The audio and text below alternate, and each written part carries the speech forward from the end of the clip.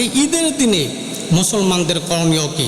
এক শ্রেণীর যুবকেরা ঈদের রাত্রের থেকে শুরু করে সারা রাত গান বাজনা বাজায়, এরপরে সারা রাত গান বাজনা বাজায়, বিভিন্ন রকম নাচ গান করে ঈদের রাত থেকে শুরু করে পরের দিন কয়েকদিন পর্যন্ত এই যে গান বাজনা বাজালো, এটা হালাল নাকি হারাম? অবশ্যই এটা হারাম। সুতরাং ঈদের দিনে মুসলমানদের সন্তান এবং মুসলমানরা এই গান বাজনা এই হারাম কাজ করতে পারে না। ঈদের দিনের আনন্দ কি? ঈদের দিনের আনন্দ কি? আমি আপনাদের সামনে কুরআন এবং হাদিস থেকে, সহিহ হাদিস থেকে আপনাদেরকে শোনাচ্ছি। বিশ্বনবী এবং সাহাবীরা ঈদের দিনে কি পরিমাণ আনন্দিত করতেন আর আমরা কেমন আনন্দিত করি? আমরা করি হচ্ছে গান বাজনা, নাচ গান ইত্যাদির মাধ্যমে। অথচ সাহাবায়ে কিরামরা কি আমল করতেন, সাহাবায়ে কিরামরা কি আনন্দ করতেন, আল্লাহ রাসূল সাল্লাল্লাহু আলাইহি ওয়াসাল্লাম তিনি কি নিজে এই আনন্দ করছেন আপনাদেরকে শোনাচ্ছি। মুসনাদে আহমদ ইবনে হাম্বলের হাদিস, আল্লাহ রসুলের বিখ্যাত একজন সাহাবী আনাস ইবনে মালিক রাদিয়াল্লাহু তাআলা আনহু বর্ণনা করেছেন, আল্লাহ রসুল সাল্লাল্লাহু আলাইহি ওয়াসাল্লাম তিনি মক্কা থেকে হিজরত করে চলে আসলেন মদিনায়।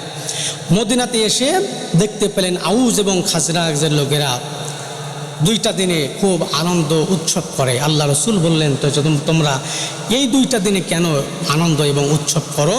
আউস এবং খাজরাজের লোকেরা বললেন, হে আমার সাহাবীরা শোনো, হে আমার সাহাবীরা শোনো, আল্লাহ পাক রব্বুল আলামিন তোমাদের জন্য এই দুইটা দিন আনন্দিত করার জন্য পাঠায় নাই। আল্লাহ তাআলা এই মুহূর্তে দুইটা দিনের কথা বলতেছেন যে আনন্দ করো যে যত পারো শরীয়তের ভিতরে থেকে আনন্দিত করে। একটা হলো ঈদুল ফিতর আর একটা হলো ঈদুল আজহার দিন। সুতরাং এই ঈদুল ফিতরের এবং ঈদুল আজহার দিনে আনন্দ করার কথা আল্লাহ রসুল বলেছেন। তবে এই আনন্দ গান বাজনা না, এই আনন্দ হলো শরীয়তের ভিতরে থেকে এই আনন্দ। বিশ্বনবীজি মুহাম্মদুর রাসূলুল্লাহ সাল্লাল্লাহু আলাইহি সাল্লাম তিনি মসজিদ নববীর পাশে বড় একটি মাঠ ছিল। এই বড় একটি মাঠের ভিতরে কালো রঙের সাহাবীদেরকে ডাক দিয়ে বলেছিলেন, এই আমার সাহাবীরা, তোমরা এই মসজিদ নববীর সামনে আসরের বেলা বিকেল বেলা তোমরা খেলাধুলার আয়োজন করো। আমার ভাইরা, কালো রঙের সাহাবীরা খেলাধুলার আয়োজন করলেন। হাজার হাজার মানুষ সেই খেলা দেখার জন্য আসলেন। শত শত মানুষ চতুর্দিক থেকে দাঁড়িয়ে আছে। যেহেতু মসজিদ নববীর পাশেই খেলাটা হচ্ছিল, আল্লাহ রসুল আয়েশাকে বললেন, আয়েশা তুমিও কেউ খেলা দেখবে নাকি? আয়েশা রাদিয়াল্লাহু তাআলা আনহা ডাক দিয়ে বললেন, ইয়া রাসূলুল্লাহ, ইয়া হাবিবাল্লাহ, অবশ্যই আমি খেলা দেখতে চাই, আমাকে আপনি নিয়ে চলুন। এবার বিশ্বনবীজি বললেন, সেখানে তো পর্দার বিধান আছে, সুতরাং তুমি তো বেপর্দা হয়ে সেখানে যেতে পারো না। ও আয়েশা, এই আমার বাসার জানালাটা তুমি খুলে দাও। আমার ভাইরা, জানালাটা খুলে দেওয়া হলো। আয়েশাকে বললেন, আয়েশা তুমি আমার কাঁধের উপরে ওঠো। আল্লাহ রসুল আয়েশাকে কাঁধের উপরে তুলে ওই জানালা দিয়ে ওই খেলাধুলা দেখিয়েছিলেন। জোরে বলুন সুবহানাল্লাহ। প্রিয় ভাইরা, এই জন্য ঈদের দিনে যে আনন্দিত আছে, আয়েশাকে ডাক দিয়ে বলো যে আয়েশা তুমি কি খেলা দেখতে চাও?